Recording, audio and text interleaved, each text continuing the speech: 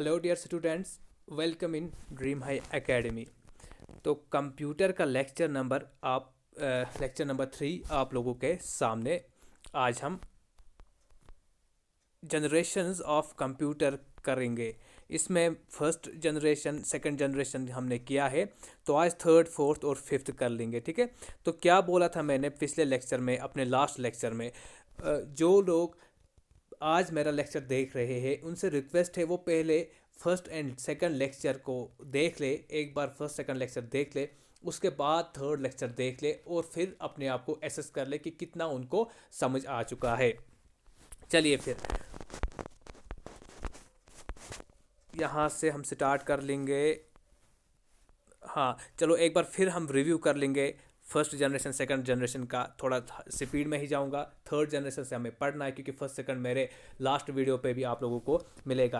क्या बताया था मैंने मेनली क्या बताया था, जब हम जनरेशन पे जाते हैं कंप्यूटर की, जब हम जनरेशन पे जाते हैं इलेक्ट्रॉनिक दुनिया पे, जब हम गए कंप्यूटर की, वहाँ हमने सीखा, वहाँ हमने देख लिया कि जनरेशन्स में चेंज हो रही है। और जनरेशन्स में चेंज कब हो रही है, जब हम कंप्यूटर का हार्डवेयर, मेन हार्डवेयर जिसको हम स्विचिंग डिवाइस भी बोलते हैं, जिसको हम प्रोसेसर भी बोलते हैं, ठीक है, जब हार्डवेयर में चेंज आए, कंप्यूटर के प्रोसेसर में चेंज आती है। और नंबर नेक्स्ट इज दैट कि जब कंप्यूटर के सॉफ्टवेयर में, मेन सॉफ्टवेयर में चेंज आए, यानी ऑपरेटिंग सिस्टम में जब चेंज आए। तो मेन हार्डवेयर और मेन सॉफ्टवेयर में जब भी इलेक्ट्रॉनिक कंप्यूटर में चेंज आई, तब तब कंप्यूटर की जनरेशन चेंज होती गई। ये मैंने आपको कल के लेक्चर पे भी बताया है। क्या देखा हमने कि फर्स्ट जो जनरेशन थी कंप्यूटर की, ठीक है, मेन बात करूंगा मैं आप लोगों को यहाँ पे। फर्स्ट जनरेशन में जो स्विचिंग डिवाइस था या प्रोसेसर था या मेन हार्डवेयर था, वो वैक्यूम ट्यूब्स थे। फर्स्ट जनरेशन की बात कर रहा हूँ मैं, ठीक है। और इसका जो सॉफ्टवेयर था, जो ऑपरेटिंग सिस्टम था, वो बैच ऑपरेटिंग सिस्टम था। बैच ऑपरेटिंग सिस्टम था।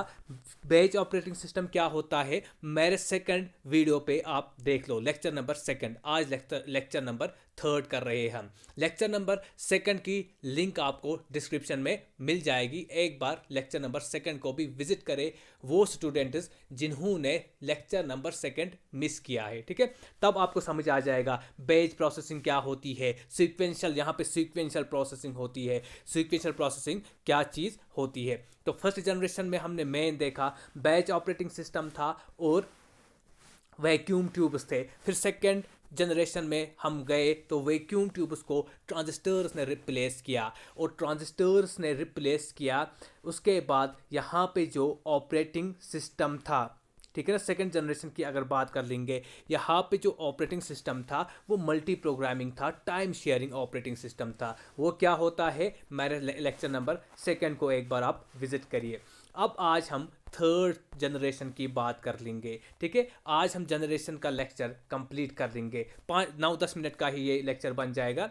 चलिए फिर थर्ड जनरेशन की बात कर लेंगे, 1964 से 1961। क्या होगा सेकंड टू थर्ड जनरेशन में, अब आप मुझे खुद ही बताएंगे, ठीक है। आप खुद सोचो क्या होगा। सर एक स्विचिंग डिवाइस में चेंज आएगी, वो क्या होता है स्विचिंग डिवाइस, वो कंप्यूटर का प्रोसेसर में चेंज आएगी। वो क्या होता है प्रोसेसर, वो होता है मेन हार्डवेयर। जैसे कि हमने देखा ना, यानी कि ये प्रोसेसिंग डिवाइस है, और प्रोसेसिंग डिवाइस किस कैटेगरी में आता है, हार्डवेयर में। लेक्चर नंबर फर्स्ट में आपको हार्डवेयर भी मिलेगा, आपको सॉफ्टवेयर में क्या फ़र्क होती है, हार्डवेयर क्या होता है, सॉफ्टवेयर क्या होता है, मेरे फर्स्ट लेक्चर पे आप देख लो आराम से, वहाँ पे मैंने आपको एक एक चीज़ समझा दी है। सो थर्ड जनरेशन में जो हार्डवेयर था, मेन हार्डवेयर यानी प्रोसेसर यानी स्विचिंग डिवाइस, वो इंटीग्रेटेड सर्किट्स थे, इंटीग्रेटेड सर्किट्स। इससे पहले सेकंड में क्या थे, ट्रांजिस्टर्स थे। अब ट्रांजिस्टर्स रिप्लेस हुए, ट्रांजिस्टर्स को रिप्लेस किया गया, इंटीग्रेटेड सर्किट की दुनिया आ गई, इंटीग्रेटेड सर्किट्स की टेक्नोलॉजी आ चुकी थी, ठीक है। तो इसको किसने डेवलप किया था, developed by Kilby and noisy, ठीक है। ज़्यादातर आपको किल्बी ही मिलेगा, नॉइसी का जिक्र कहीं कहीं पे है, इसलिए most appropriate is Kilby, but मैंने नॉइसी भी थोड़ा देखा है, इसीलिए नॉइसी भी मैंने आपको साथ में लिखा है, ठीक है। सो क्या होता है इंटीग्रेटेड का मतलब क्या होता है, अगर हम मैथ की भाषा में बताएंगे, इंटीग्रेटेड होता है कि बहुत सारों को एक जगह जमा किया है, इंटीग्रेट किया है, इंटीग्रेशन किया है, ठीक है। एक होता है डिफरेंशिएशन, दूसरा होता है इंटीग्रेशन। इंटीग्रेशन का मतलब हुआ कि इंटीग्रेट किया है, जमा किया है, किसको जमा किया है एक जगह, सॉरी हाँ, मनी ट्रांजिस्टर्स, बहुत सारे ट्रांजिस्टर्स को, फॉर एग्जांपल ये यहाँ पे ट्रांजिस्टर्स, बहुत सारे ट्रांजिस्टर्स को जब एक चिप में लाया गया, जब एक चिप में लाया गया, बहुत सारे ट्रांजिस्टर्स को एक चिप में रखा, तो क्या बन गया, इंटीग्रेटेड सर्किट्स नाम दिया हमने, ठीक है, इंटीग्रेटेड सर्किट। और याद रखिएगा ये जो चिप होती है ये बनी होती है सिलिकॉन की, सिलिकॉन सेमीकंडक्टर होता है, ठीक है ना। उसके बाद जब हमने देखा कि इसका जो switching device, transistor sorry ICs आ गए, इंटीग्रेटेड सर्किट्स आ चुके थे, ठीक है। अब हम देखेंगे सॉफ्टवेयर में क्या चेंज होगी, क्योंकि स्विचिंग डिवाइस रिप्लेस हुआ, ट्रांजिस्टर्स की जगह बहुत सारे ट्रांजिस्टर्स आ गए और वो भी एक चिप में आ गए, इंटीग्रेट हुए एक चिप में, इसीलिए नाम दिया हमने इनको इंटीग्रेटेड सर्किट्स, ठीक है, integrated circuits.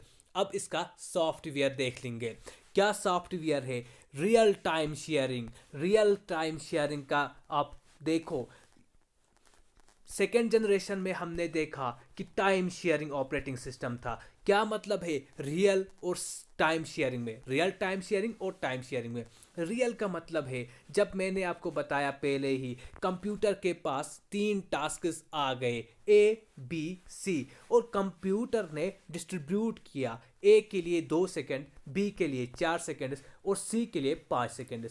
Real time sharing का ये मतलब होता है कि एग्जैक्ट टाइम में कंप्यूटर अपना काम खत्म करे। फॉर एग्जाम्पल अगर डिफेंस की बात कर लेंगे, अगर मिसाइल को छोड़ना है, ठीक है ना, ये स्पेस टू स्पेस स्ट्राइक करना है, तो उस वक्त ये चीज़ें real time sharing operating system ही कर सकता है, जहाँ पे एग्जैक्ट टाइम की ज़रूरत होती है। रियल टाइम शेयरिंग में हमने पढ़ा वहाँ पे थोड़ा डिले हो सकता है, ठीक है ना। फॉर एग्जांपल इसका 2 सेकंड था, 2.5 सेकंड भी लग सकते हैं, 3 सेकंड भी लग सकते हैं, यानी कि यहाँ पे रियल होता है, ठीक है, यहाँ पे real time exact time sharing होती है। और कहाँ पे, वेट, हाँ, इन दिस जनरेशन देखिए,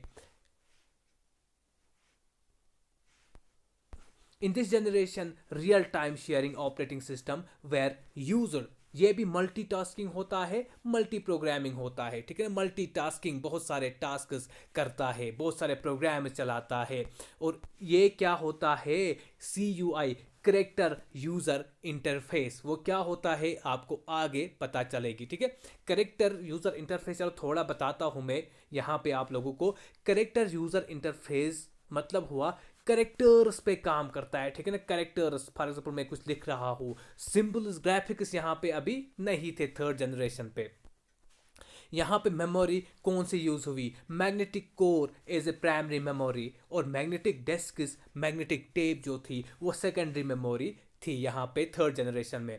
और लैंग्वेज में भी यहाँ पे हाई लेवल लैंग्वेज अब आने लगी, हाई लेवल लैंग्वेज जैसे बेसिक है, पास्कल है, और सी लैंग्वेज भी, सी भी बहुत एडवांस लैंग्वेज होती है, ये लेटर स्टेज में आ गई। थर्ड जनरेशन की लेटर स्टेज में सी लैंग्वेज भी अब कंप्यूटर ने एक्सेप्ट करने लगा, ठीक है। अब जाएंगे हम फोर्थ जनरेशन पे। फोर्थ जनरेशन पे याद रखना माइक्रो प्रोसेसर जनरेशन भी बोलते हैं, माइक्रो प्रोसेसर जनरेशन भी फोर्थ जनरेशन को बोलते हैं। 1971 टू 1985 क्यों बोलते हैं माइक्रो प्रोसेसर्स, देखो जब बहुत सारे इंटीग्रेटेड सर्किट्स, फॉर एग्जांपल यहाँ पे ये, अब जहाँ पे हमने ट्रांजिस्टर्स लगाया, अब वहाँ पे बहुत सारे आईसीज लगाए हमने, इंटीग्रेटेड सर्किट लगाए, बहुत सारे इंटीग्रेटेड सर्किट जब एक चिप में हम लाते हैं तब हम बोलते हैं ये माइक्रो प्रोसेसर है, ठीक है। और किस चिप में, सिलिकॉन चिप में, याद रखेंगे आप, ठीक है। Micro processors were introduced in this generation, तो इन्होंने आईसी को, यानी कि जो इंटीग्रेटेड सर्किट था उसको रिप्लेस किया गया bye micro processors. Fourth generation में माइक्रो प्रोसेसर्स का कंसेप्ट आया, ठीक है।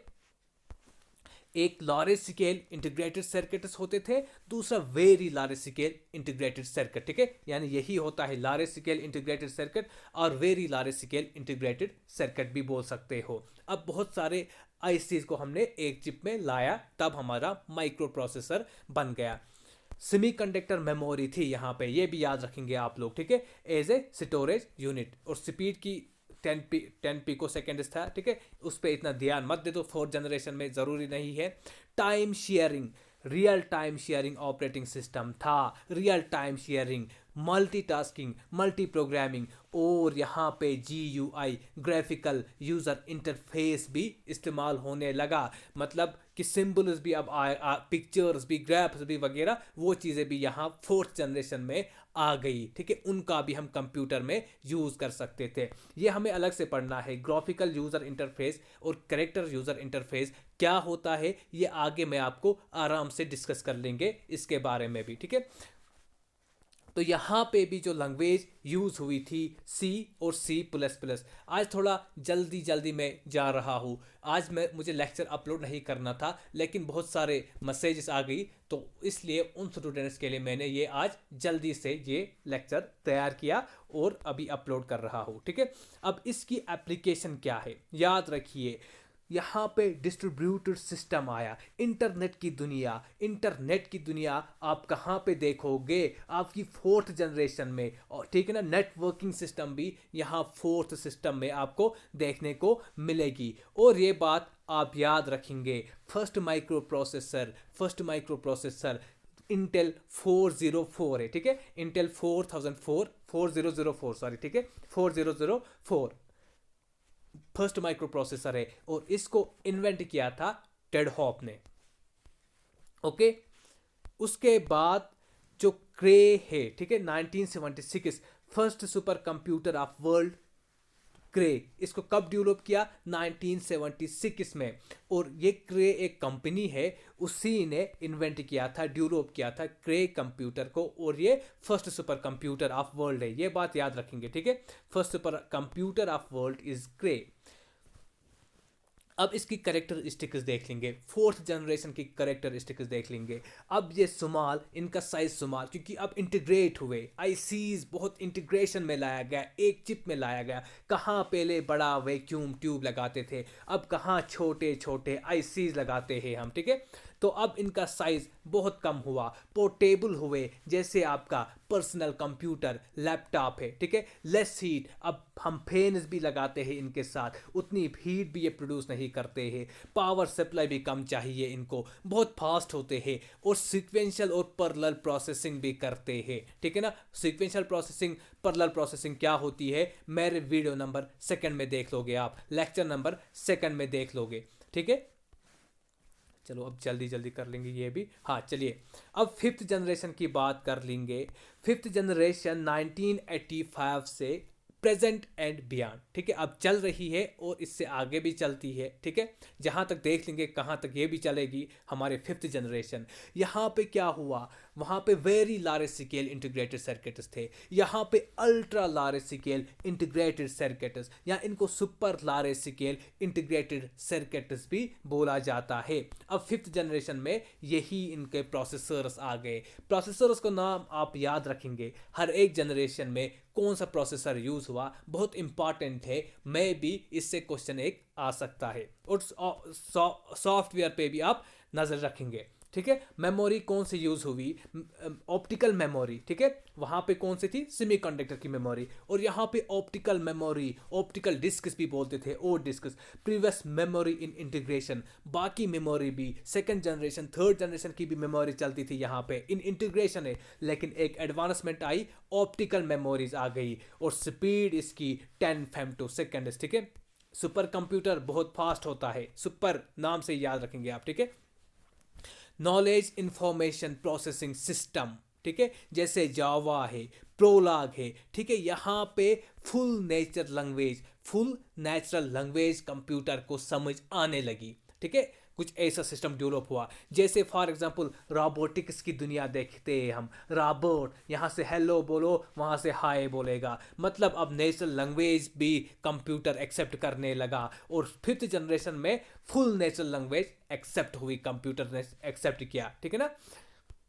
और इसकी एप्लीकेशन कहाँ पे है? आर्टिफिशियल इंटेलिजेंस पे, जैसे रोबोटिक्स है, बायोमेट्रिक्स है। जैसे बायोमेट्रिक्स में अक्सर अटेंडेंस पे देखते हैं, अपना फिंगरप्रिंट देखते हैं हम, वहाँ पे फिंगरप्रिंट को यूज़ करते हैं। वॉइस रिकॉग्निशन, ठीक है, face lock, voice recognition, fingerprint, ये सब क्या है? यही तो फिफ्थ जनरेशन की एप्लीकेशन है, ठीक है। यही तो अब नेचुरल लैंग्वेज समझने लगा कंप्यूटर। अब कुछ बातें फैक्चुअल। इंडिया का फर्स्ट सुपर कंप्यूटर, इंडिया का first super computer fifth generation में ही डेवलप हुआ। परम 8000, परम 8000 is India's first super computer, ठीक है। और इंडिया ने पहला अपना computer, not super computer but computer, कब डेवलप किया? 1986 में, फिफ्थ जनरेशन में ही। सिद्धार्था नाम रखा उसका, ठीक है। फास्टेस्ट सुपर कंप्यूटर की अगर बात कर लेंगे हम, ठीक है, प्रत्युष, ठीक है, 2018 का ये डेट, इसको डेवलप किया था 2018 का, ठीक है, 18 में।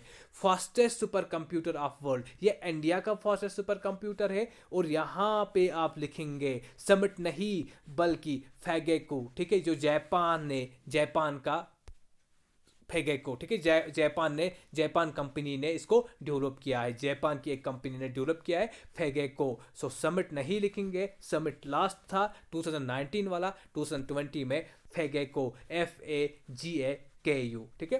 Thank you very much, thanks a lot. ये बड़े जल्दी में मैंने ये लेक्चर प्रिपेयर किया और यहाँ पे मैंने आप लोगों के सामने ये लेक्चर डिलीवर किया आज, वरना आज मुझे लेक्चर डिलीवर नहीं करना था, कल मुझे ये लेक्चर डिलीवर करना था, बट बहुत सारे रिक्वेस्ट्स आई तो उनकी बेसिस पे मैंने ये जल्दी से इस लेक्चर को तैयार किया।